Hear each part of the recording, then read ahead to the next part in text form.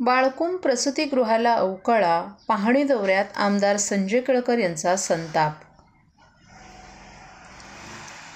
बाळकूम परिसरासह काल्हेरपर्यंत हजारो महिलांना आधार ठरलेल्या ठाणे महापालिकेच्या प्रसूतिगृहास अवकळा आली असून यासाठी सुचवण्यात आलेली पर्यायी जागा देखील एका संस्थेला देण्यात आल्यानं अधिकाऱ्यांच्या ढिसाळ कारभाराचा आणि दिरंगाईचा निषेध आमदार संजय केळकर यांनी केला आहे. बाळकूम पाडा नंबर 1 मध्ये ठाणे महापालिकेचं तळअधिक एक मजलं प्रसूतिगृह असून ते सुमारे 35 वर्ष जुनं आहे. या ठिकाणी 10 रुग्णशय्या असून बाळकूम, ढोकाली, कुळशेत, माजिवडा, मनोरमा नगर, मानपाडा, आझाद नगर आदी भागातील शेकडो महिलांना या प्रसूतिगृहाचा लाभ होत होता. मात्र गेल्या काही वर्षांपासून या वास्तूस अवकळा आली असून स्लॅब कोसळणं, पाणी गळती अशा अनेक समस्या भेडसावत आहेत. त्याचा फटका गर्भवती महिलांना बसत आहे. याबाबत नागरिकांच्या अनेक तक्रारी पुढे येत होत्या. आमदार संजय केळकर यांनी या वास्तूची पाहणी करून संबंधित अधिकाऱ्यांना दुरुस्तीबाबत वेळोवेळी सूचना केल्या होत्या.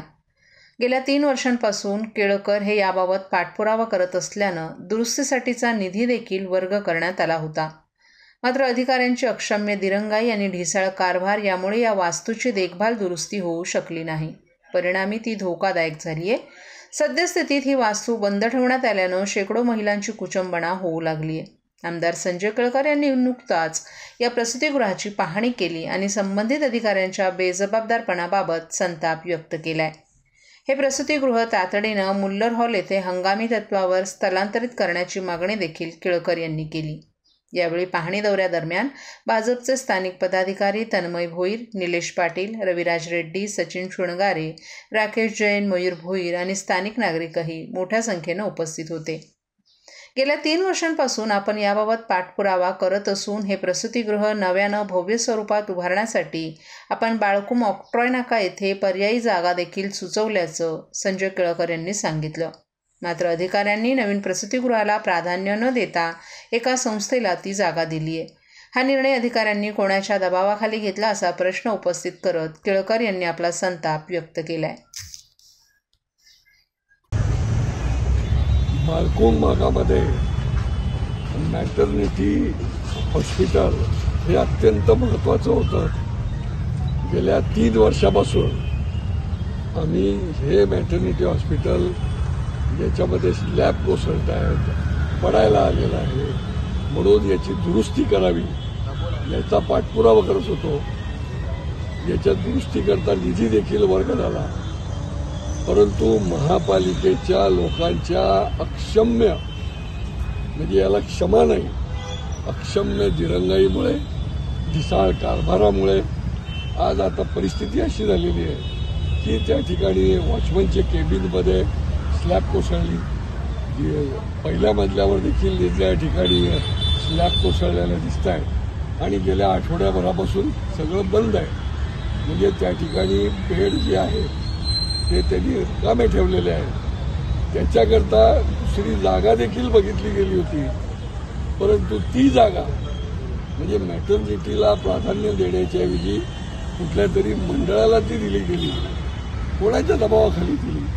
त्या जागेमध्ये ते शिफ्ट झालं असतं तर आज हे मॅटर्निटी जे हॉस्पिटल या ठिकाणी आहे, ज्याला खूप गर्दी असते, तर त्या ठिकाणी त्याची दुरुस्ती पण झाली असती आणि व्यवस्थित अवस्थेमध्ये त्याचं काम झालं असतं. आणि त्याच्यामुळे महापालिकेच्या सार्वजनिक बांधकाम असेल किंवा आरोग्याचे अधिकारी असतील, कारण की 4 मीटिंग घेऊन हे निर्णय झाले, त्यांच्यावर कडक कारवाई केली गेली पाहिजे.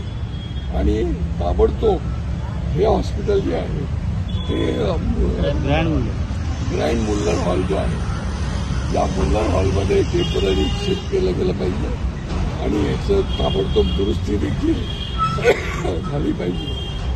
महापालिका अन्य कामाकरता शेकडो कोटी रुपये खर्च करते आणि यासाठी मॅटर्निटी हॉस्पिटलसारखं महत्त्वाचं असं हॉस्पिटल या ठिकाणी त्याला दुरुस्ती करायला ते वेळ देऊ शकत नाही आणि त्या संबंधामध्ये कुठल्याही प्रकारचा काम करू शकत नाही. आणि त्याच्यामुळे हे अत्यंत संतापजनक आहे. या भागामधले लोक जे आहेत ते खूप खवळलेले आहेत.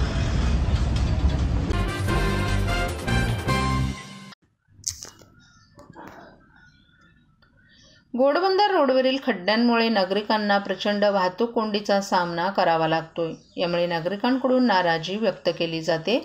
यावर महाराष्ट्राच्या सार्वजनिक बांधकाम विभागाच्या एका अधिकाऱ्यानं दिलेल्या माहितीनुसार खड्डेमय घोडबंदर रोड येत्या 8 ते 10 दिवसात दुरुस्त करू असं आश्वासन दिले. घोडबंदर रोड विशेषतः कापूरवाडी ते फाउंटन हॉटेलपर्यंतचा 14 किलोमीटरचा रस्ता देखभाल आणि दुरुस्तीच्या कामासाठी PWDच्या अखत्यारीत येत आहे. दर 4 महिन्यांनी रस्त्याच्या दुरावस्थेबद्दल रहिवाशांनी तक्रारी केल्यात, ज्यामुळे वाहनं खराब होतात. विशेषतः घाट परिसरात परिणामी वारंवार वाहतुकीची कोंडी होते. सुमारे महिनाभरापूर्वी घोडबंदर रोडवरील वारंवार होणारी वाहतूक कोंडी, खड्डेमय समस्या आणि अपुरी पथदिवे यामुळे हैराण झालेल्या स्थानिक रहिवाशांनी जस्टिस फॉर घोडबंदर रोड नावाचा ग्रुप स्थापन केलाय. ग्रुप आवश्यकतेनुसार वाहतूक व्यवस्थापनास मदत करतो आणि रहिवाशांना दुरुस्तीच्या कामाच्या प्रगतीबद्दल माहिती देतो.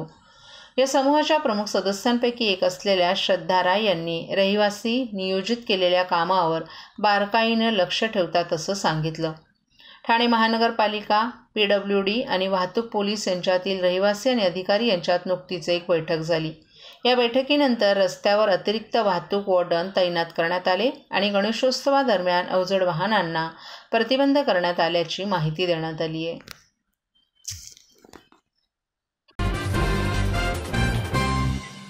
महाराष्ट्रातील भगिनींना आधार देणारी राज्य शासनाची मुख्यमंत्री माझी लाडकी बहीण योजना.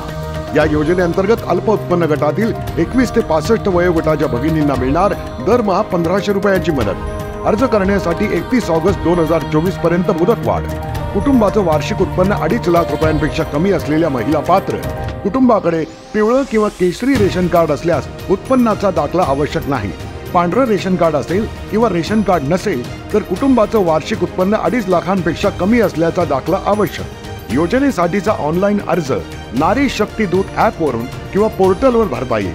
ज्या भगिनींना ऑनलाईन अर्ज भरता येत नसेल त्यांच्यासाठी अंगणवाडी, ग्रामपंचायत, वॉर्ड ऑफिस, सेतू सुविधा केंद्रामध्ये किंवा आशाताई बचत गटाच्या CRP यांची मदत उपलब्ध. आता आपल्याला अभिमानानं म्हणता येईल, सुखी आणि सुरक्षित आहे माझी लाडकी बहीण.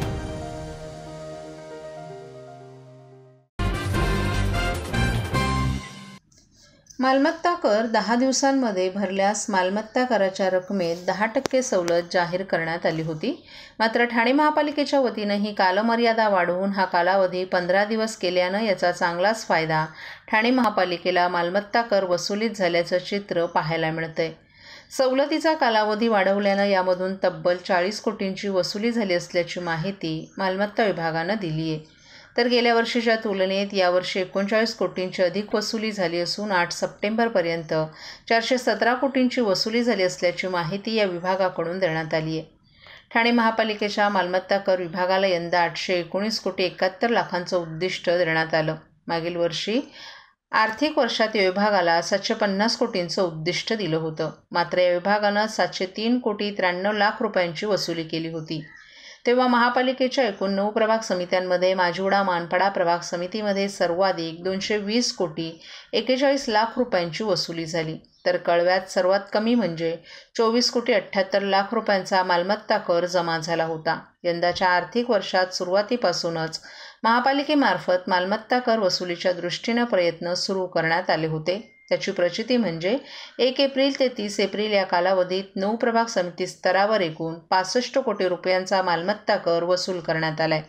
यामध्ये सर्वाधिक 24 कोटी 9 लाख रुपये माजिवडा मानपाडा तर सर्वात कमी 1 कोटी 15 लाख रुपये वागळे इस्टेट प्रभाग समिती अंतर्गत वसूल झाले होते.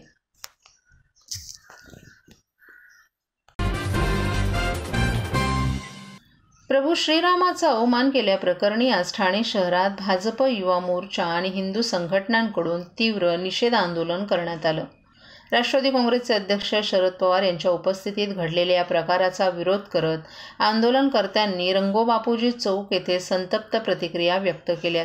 या आंदोलनात भाजपचे ठाणे शहर जिल्हाध्यक्ष संजय वाघोले, ठाणे शहराचे आमदार संजय केळकर, शिवसेना ठाणे जिल्हाप्रमुख आणि खासदार नरेश मस्के, भाजप प्रदेश सचिव संदीप लेले, भाजप युवा मोर्चाचे ठाणे शहर अध्यक्ष सूरज दळवी, महिला मोर्चाच्या अध्यक्षा स्नेहा पाटील आणि इतर पदाधिकाऱ्यांची प्रमुख उपस्थिती होती. आंदोलनकर्त्यांनी शरद पवार यांच्यावर हिंदू देवतांचा अपमान करण्यास समर्थन देत असल्याचा आरोप केला आणि त्यांच्या भूमिकेविरोधात संतप्त निषेध नोंदवला. हिंदू संघटनांनी या प्रकारामुळे भावनिक दुखापत झाल्याचं सांगत भविष्यात अशा घटना रोखण्यासाठी कठोर कारवाईची यावेळी मागणी केली.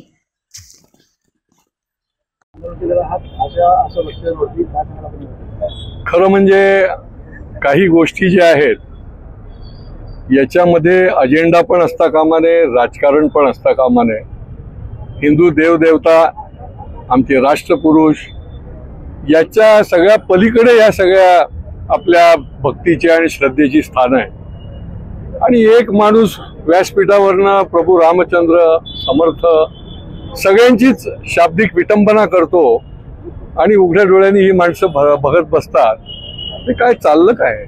हिंदू धर्म सोशिक आहे याचा अर्थ असा नाही आहे. कोणी देशाच्या बाहेर जाऊन देशविरोधी बोलतो, देशातलं चांगलं जे आहे ते बाहेर बोलायला पाहिजे, ते सोडून म्हणजे सगळीकडे निवडणूक, नरेटिव्ह, अजेंडा हा धंदा सोडा. आता हिंदू धर्म जागृत आहे आणि सकल हिंदू जर उठला आणि रस्त्यावर उतरला तर तुमची पलटाभुई थोडी होऊन जाईल. आणि त्याच्यामुळे त्यांनी माफी मागायला पाहिजे समाजाची. आणि पुन्हा कधीही प्रभू रामचंद्र जे अयोध्येला पण गेले नाहीत, जे रायगडावर सुद्धा 40-40 वर्षानंतर गेले, यांनी तर खरं रोज जाऊन माती लावायला पाहिजे कपाळावर. छत्रपती शिवाजी महाराजांच्या रायगडावर जाऊन ती माती कपाळाला लावायला पाहिजे दरवेळेला. दोन्हीकडे गेले नाहीत, परंतु या ठिकाणी मात्र आवर्जून उभे राहून त्या ठिकाणी त्या सभेमध्ये ऐकत बसतात. हिंदू समाज आता याच्या पुढे हेच सहन करणार. काही विशिष्ट मतांसाठी हे राजकारण चाललं असं वाटतं? नाही, यांचं राजकारण मतांसाठीच आहे. आणि त्याच्यामध्ये हिंदू देवता, राष्ट्रपुरुष यांचं त्यांना काही घेणं देणं नाही आहे. ही आमची श्रद्धास्थान आहेत. 140 कोटी लोकांचे हे श्रद्धास्थान आहे आणि त्यांचा तुम्ही अपमान करताय हे तुम्ही विसरतायत. लोक तुम्हाला सोडणार नाही.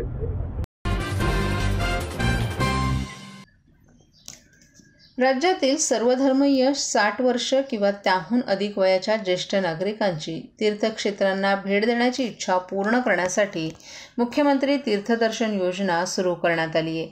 या योजनेअंतर्गत प्रति व्यक्ती 30,000 रुपये इतकं अनुदान प्रवास खर्चासाठी देण्यात येणार आहे. या योजनेमध्ये महाराष्ट्र राज्य आणि देशातील प्रमुख तीर्थस्थळांचा समावेश निर्धारित तीर्थस्थळांपैकी एका स्थळाच्या यात्रेकरिता पात्र व्यक्तीला या योजनेचा एक वेळ लाभ घेता येणार आहे. प्रवास खर्चाची कमाल मर्यादा प्रति व्यक्ती 30,000 रुपये इतकी राहणार आहे. यामध्ये प्रत्यक्ष प्रवास, भोजन, निवास आदी सर्व बाबींचा समावेश असेल. या योजनेचा लाभ राज्यातील 60 वर्ष वय आणि त्यावरील ज्येष्ठ नागरिकांना मिळू शकेल. लाभार्थी महाराष्ट्र राज्याचा रहिवासी असणं आवश्यक आहे. तसंच त्यांचं वय 60 वर्ष आणि त्यावरील ज्येष्ठ नागरिक असावं. लाभार्थी कुटुंबियांचं वार्षिक उत्पन्न 2.5 लाख रुपयांपेक्षा जास्त नसावं. तसंच ज्यांच्या कुटुंबातील सदस्य आयकरदाता आहे ते या योजनेसाठी अपात्र ठरणार आहेत.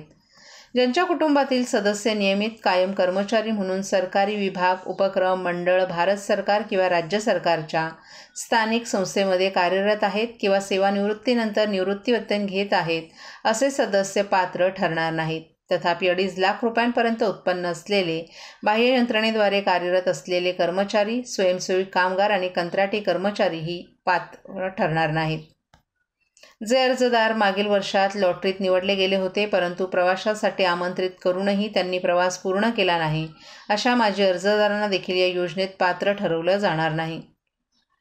अर्जदार प्रवाशांना खोटी माहिती देऊन किंवा कोणतीही तथ्य लपवून अर्ज केलाय ज्यामुळे तो किंवा ती प्रवासासाठी अपात्र ठरते, तसंच त्याला आणि तिला कधीही या योजनेच्या लाभांपासून वंचित ठेवता येईल. या योजनेच्या पात्रता आणि अपात्रता निकषांमध्ये सुधारणा करण्याची आवश्यकता असल्यास शासन मान्यतेनं करण्यात येणार आहेत.